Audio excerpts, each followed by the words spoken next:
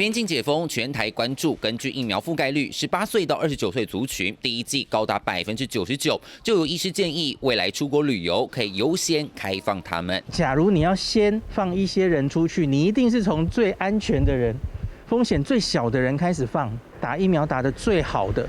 就是这一群19岁到29岁的年轻人，他们本身即使不打疫苗，其实面对 Omicron 也几乎都是轻症。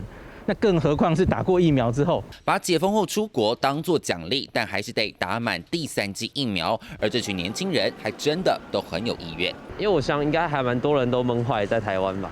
虽然在台湾相对还是蛮舒服的，可是应该本身就是爱出国。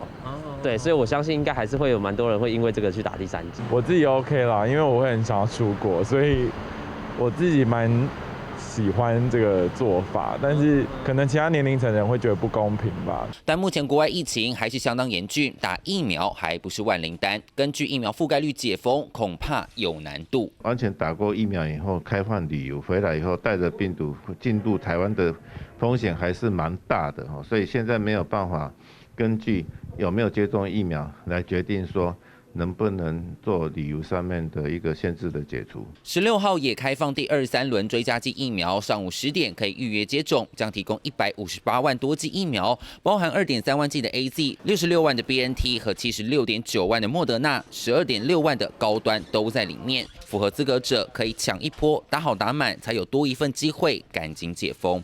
三选郭轩群星报道。